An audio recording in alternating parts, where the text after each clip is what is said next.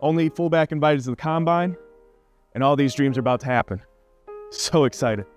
Sign an agent. I go Mercedes-Benz shopping with my dad the day before the draft because I'm about to be a 5th-round pick. I'm going to have a big signing bonus. I'm going to invite my athletic director from high school, my high school football coach. Half the dang town was in my house on draft day waiting for that ESPN moment. We had a camera in the back just like that with a big red light on me for 4 hours. We're on day 3 now. I already watched some guys do it, but I'm gonna get drafted. This is going to be my moment. I'm going to get that external validation that I've been waiting for all this time. We sat down, excited. Round 4 goes, no calls. Round 5 goes, no calls. We're about 2 hours in, middle of round 6. I get a call from Orchard Park, New York. Mute the TV, pick it up. Hello? What's up, man? This is Brian Daboll, offensive coordinator for the Buffalo Bills, man. I just want to let you know, we loved you at the combine. You crushed your interviews. I'm standing on the table trying to get you. We got 2 picks in the 7th round. So if you get this number, just stay locked in. We'll call you. We got a couple picks. We might move back. You're on our board, man. We really appreciate you. All right, coach. All right. I'll see you. I hang up the phone. I turn the TV back on. I'm like, guys, that wasn't the draft call, but the Bills are really excited. They might be picking me. But I got this little gut sense of like, ugh, why is he calling me to tell how interested they are in later in the 7th round? Does that mean I'm going to get picked in the 7th round? Does that mean they're trying to recruit me into free agency? I don't know. Phone went silent for 2 more hours. Didn't get picked. I watched the last pick for the Arizona Cardinals go off. Caleb Wilson's the tight end out of UCLA. Don't get drafted. Now, thankfully, Coach Gruden, Rich Bisaccia called me up for the Raiders, and they offered me a tryout spot. Like, cool, coach, I appreciate that. We go through some negotiations, sign on the dotted line. I'm an undrafted free agent, but I got this opportunity out in Oakland. I go out into a room just like this with half my town there. I say, guys, didn't get picked, but I got this opportunity to go to Oakland, Alameda, California. I'm gonna be a Raider. I was like, yeah, let's go. They're cheering, all this stuff. Like, we're excited, good for you. And the people that cared about me, the man that was on his shoulders when I was 8 years old, we both knew what that meant. Man, I'm gonna get a cup of coffee in the NFL and they're gonna cut me. They just need me for the reps. They got a starter in mind. They're gonna rock with him. I'm just kinda gonna be there. I'm depressed, man.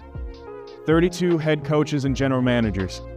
In that moment where all my dreams can come true for that external validation I've been chasing my entire life since a man walked out on my family, on me as an adopted son, he walked out, man. I've been chasing that external validation ever since. And when I went all in, when I did everything the right way, when I committed to myself, I still fell short. I didn't get that external validation. I didn't get that moment. That hurts. That ego, that pride, rocked. Next morning I wake up, my dad sits me on the porch. He said, son, you fell short, but that's all right, man. It's time for you to be a man. It's time for you to go across the country and take a grown man's job. It's what it is. And in that moment, he wasn't nurturing. He wasn't leading in all these other ways. He was leading because it was heart to heart. It was vulnerable. He told me what I needed to hear, not what I wanted to hear. And I was willing to listen to a man that I care about because of that authenticity, because of that vulnerability. So, all right, let's go. I'm back in on this purpose. I'm back on this grind. I'm going to take that look in the mirror and I'm going to say, whatever just happened wasn't good enough. And that's okay. Let me reflect. Let me readjust. Let me recalibrate. Let me pick myself up, dust myself off, and let's get back at it, man. So I didn't get that whole ESPN moment, but I showed up ready to work, man. I showed up ready to work. Every single workout, every single practice, there's field 1 and field 2. Field 1 was all the starters. Field 2 is all the backups. I was on field 2 as field 2 can get. Now we'd have this guy named Marcel Aitman, I think some people might know from Oklahoma State. He would do a crazy one-handed catch over the shoulder. Coach would be like, Marcel, come on over here to field 1. Let's go see that again. He'd have a blocking assignment where he has to crack replace the safety. Where's Marcel? He's blocking the corner.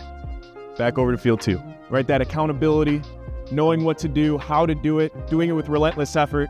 I was doing that over on field 2, but I didn't have that talent to catch the eye to get me over to field 1. Instead of feeling like poor me, I say, you know what, I'm committed to this. I'm going to be ready for my opportunity. Whenever I get over there, I'm going to be ready for it. I'm living in the Hampton Inn and Suites for 4 months during OTAs. We travel up to Napa Valley, California for training camp. First day of training camp, rookies are there before the vets. I get a call from Coach Gruden. Hey man, hope you're doing well. Our starting fullback just tore his meniscus. He's gonna be out for 3 weeks. We're gonna need you on field 1 tomorrow. I said, Coach, no worries, I got you. Hang up that phone. That was literally the call to greatness right there. That was literally the opportunity I was waiting for my entire life. Now, if you get that phone call and you aren't locked in, you don't have that purpose, you don't have that community, you don't have that why, all locked in, I might get in that playbook a little bit more. Man, I was skipping out on that film.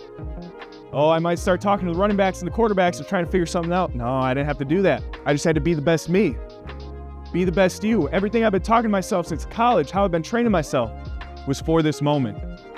So I get to walk in there and have to ISO block Vontaze Burfict, who's 275 pounds of mean and nasty, and he's out of the league because he hit people too hard. And I said, I'm going to block that man, because if I can block him, everyone in this building knows that I belong here. Didn't shy away from it. I wanted to compete. I was ready for it. Now the rookies, we're all picking the helmets up, the shoulder pads, you know what I'm saying?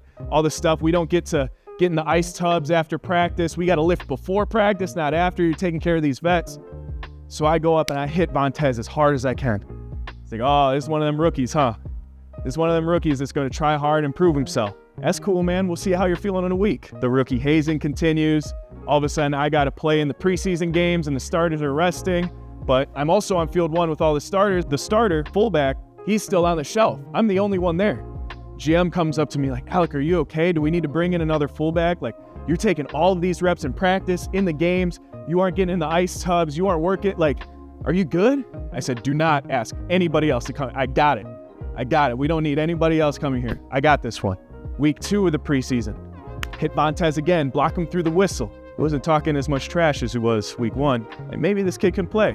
By week 3, we're about to play the Green Bay Packers in Canada on an 80-yard field in front of Hard Knocks, 3rd preseason game. I go up to my coach. I'm like, listen, man, my parents are from Green Bay. This is the closest opportunity they can see their son wearing an NFL football jersey. I need to know if I'm going to be playing, because I need to tell them to get their passports ready so they can take this flight up to Canada so they can watch their son at least one time in the NFL. He said, I'll tell you this, Alec. Tell your parents to cancel that flight up to Canada and rebook it for week 1 Monday Night Football against the Broncos, because you're going to be our starting fullback. I got chills right now just saying that. I ran out of that room, walking home to my Hampton Inn and Suites at this time, ready to go. Call my parents up and say, your son did it. Your son did it. Now, it wasn't the ESPN opportunity. It wasn't that picture-perfect video captured moment. It was gritty. It was tough. It was nasty. But I was willing to sacrifice all of that. I was willing to sacrifice that fear of failure. I was willing to chase that dream relentlessly and take it one step at a time, one day at a time, one moment at a time, to be able to make that phone call and say your son did it.